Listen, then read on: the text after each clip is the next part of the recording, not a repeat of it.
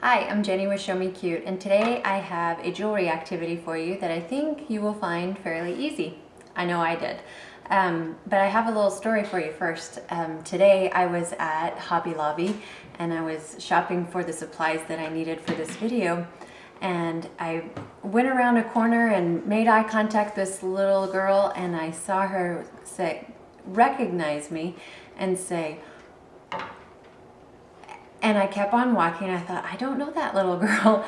And so as she went around the corner, her grandma came back and said, "Are you Jenny from ShowMeCute?"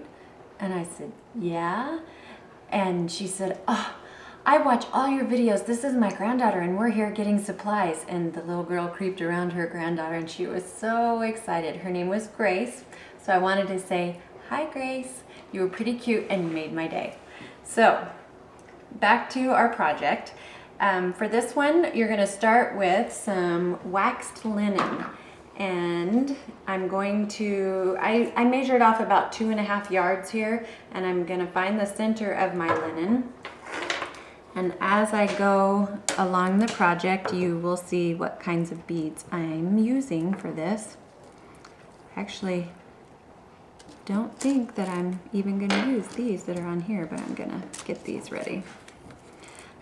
So I have this bigger glass bead, these smaller glass beads that coordinate in color, and then I have these small wooden beads, as well as some cute little gold spacers.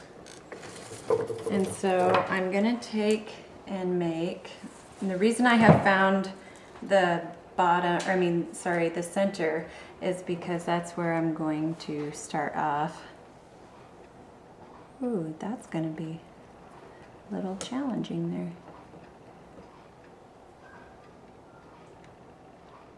I'm going to stick the bead through and go to my little center point that I marked there.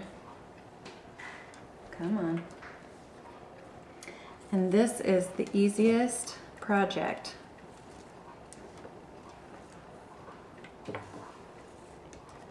Just going to tie a knot, and I may not be exactly in the center, but we'll cut off some in the end. So it doesn't really matter if you're off by a little bit. Oh snap. I already messed up because I was going to add a little bead on the side of it. So I'm going to take and put a little wooden bead on either side of the ball. So that'll show you what we're going to do. I'll fix that when I go to that side of the necklace. So that's where we're going to look like there. And if you'll see, this is basically the general pattern of the necklace that we're going to make right here. So I have a big one, and all I'm doing on either side of the beads is tying a knot. But I'm going to add a little bit more to the one that we're making. This one was very plain, and then I've just paired it with another necklace. You can wear it by itself or with several other necklaces, however you want to wear them. But I went nutso in the store today. Don't tell my husband who's filming. And found all kinds of things that I thought I just had to have. And so on this one, I'm going to cut these off because they just cut off. And I'm going to do a spacer and then a bead. Oh, please fit. One thing you need to remember is whatever string you're using has to fit through the bead. I had that little issue earlier. So I'm getting tangled here. So I'm going to push that all the way down, and this is what my second little loop will look like, and I'm just going to tie another knot in it.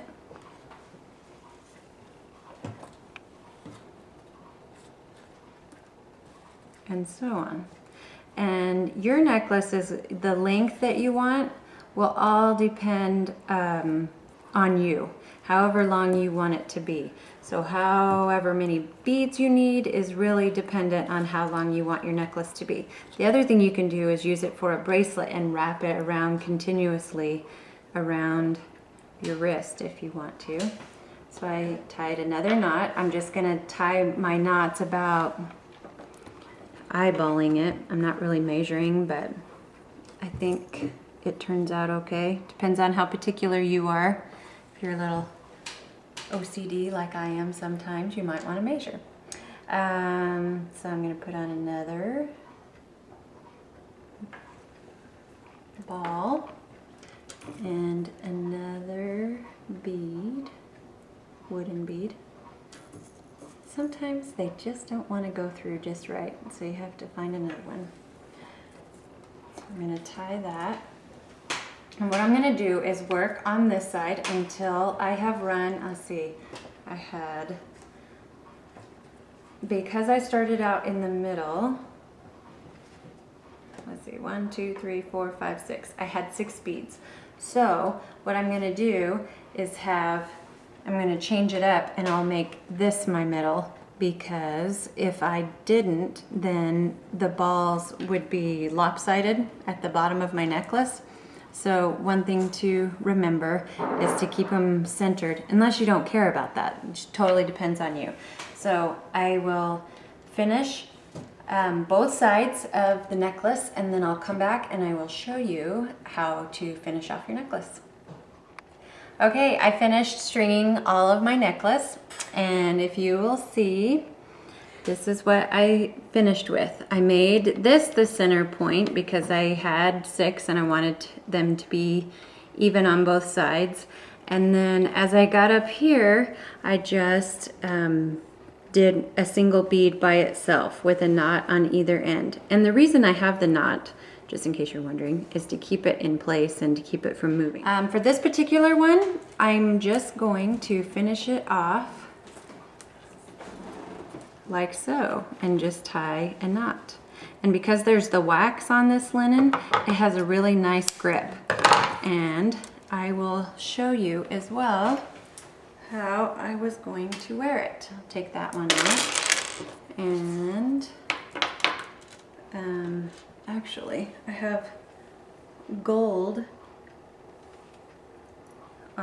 spacers on here, so I'll add that. Ooh, I'm liking it. And then I have this necklace that I got at Forever 21. It was one of those, I think, $2.80 that I was planning on layering with it. And this one is long enough that I could either wrap that around twice or leave it long, however I decide. So I think that's pretty darn cute.